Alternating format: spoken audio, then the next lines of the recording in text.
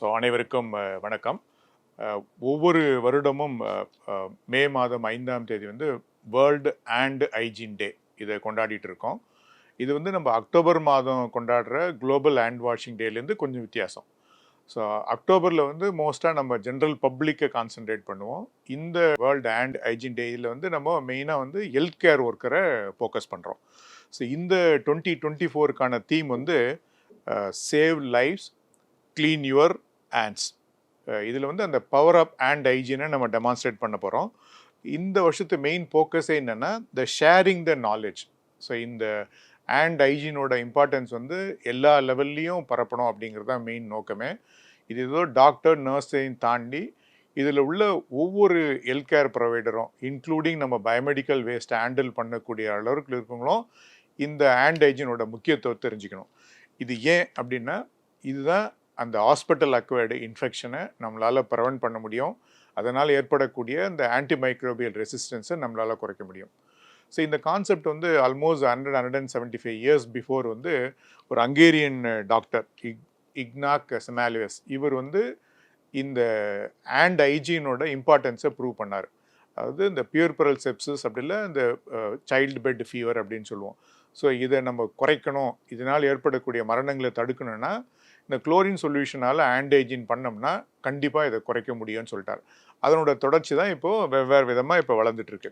So இதை சரியான முறையில் அனைத்து ஹெல்த் கேர் ஒர்க்கரும் இதை ஃபாலோ பண்ணாங்கன்னா ஒரு 20-25% ஆஃப் த ரெஸ்பிரேட்டரி இன்ஃபெக்ஷனும் ஆல்மோஸ்ட் ஒரு 30% ஆஃப் த டயரியல் இன்ஃபெக்ஷனும் நம்மளால் உடனுக்குடன் இதை குறைக்க முடியும்.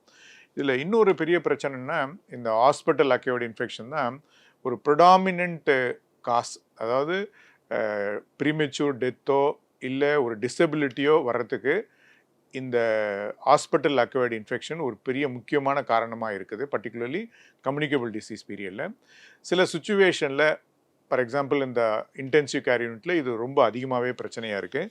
ஸோ இப்போ வழக்கமாக என்ன பண்ணுவோம்னா அந்த ஹேண்ட் வாஷிங்க்கு ஒரு பேசிக் 7 ஸ்டெப்ஸ் இருக்கும். ஒரு 20 to 30 செகண்ட்ஸாவது இதை நம்ம பண்ணோம்னா டெஃபினட்டாக இந்த இன்ஃபெக்ஷன் நம்மளால் ப்ரிவென்ட் பண்ண முடியும்.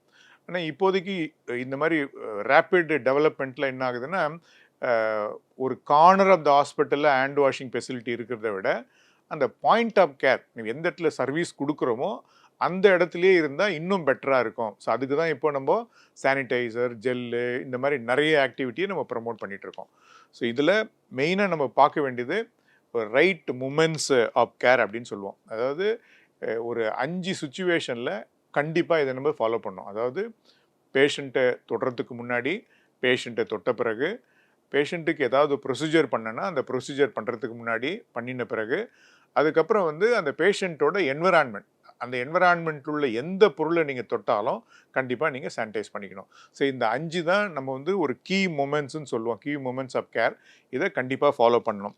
இதை ஃபாலோ பண்ணோம்னா நம்மளால் இன்ஃபெக்ஷனை கண்டிப்பாக குறைக்க முடியும். நம்ம நினைக்கிற மாதிரி இது வந்து ஒரு லக்ஸுரியாக நம்ம நினைக்கக்கூடாது. இதுதான் மோஸ்ட் ரெஸ்பெக்டபிள் கேர் நம்ம பேஷண்ட்டுக்கு கொடுக்கறது. இதனோட இம்பார்ட்டன்ஸ் வந்து எல்லா லெவல்லையும் நம்ம சொல்லணும். ஸோ அதுதான் இந்த வருஷத்துக்கான தீமோ, இந்த ஷேரிங் த நாலேஜ் அப்படிங்கிறது. அதாவது ஹெல்த் கேர் ஒர்க்கருக்கு இதை தொடர்ந்து சொல்லிகிட்டே இருந்தோம்னா அவங்க இந்த ஃபாலோ பண்ணுவாங்க, அவங்களோட மோட்டிவேஷன் இருக்கும்.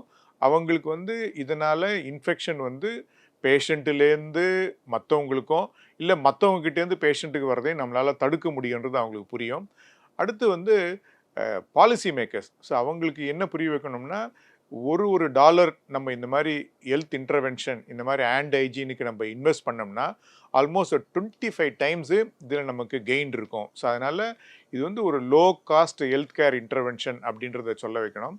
பப்ளிக்கை பொறுத்த வரைக்கும் இந்த ஹேண்ட் ஹைஜீனை ஃபாலோ பண்ணாங்கன்னா அவங்களுக்கு ஏற்படக்கூடிய இன்ஃபெக்ஷன் குறையும், அதனால் ஏற்படக்கூடிய ஹாஸ்பிட்டல் ஸ்டே குறைக்க முடியும், அதனால் ஏற்படக்கூடிய செலவுகளை குறைக்கலாம், அல்டிமேட்டாக அதனால் ஏற்படக்கூடிய மரணங்களையும் குறைக்கலாம். ஸோ அதனால் இது எல்லாருக்கும் பெனிஃபிஷியலாக இருக்கும். ஹாஸ்பிட்டல் அக்வைர்டு இன்ஃபெக்ஷனை குறைக்க முடியும். பர்டிகுலராக மல்டி ட்ரக் ரெசிஸ்டன்ட் இன்ஃபெக்ஷன் வரதுக்கான வாய்ப்புகள் இருக்குது, அதையும் நம்மளால் குறைக்க முடியும். இது அனைவரும் இதில் ஒத்துழைச்சாங்கன்னா இது முழுமையாக இதை கண்ட்ரோல் பண்ணுறதுக்கான வாய்ப்புகள் இருக்குது. வாய்ப்புக்கு நன்றி.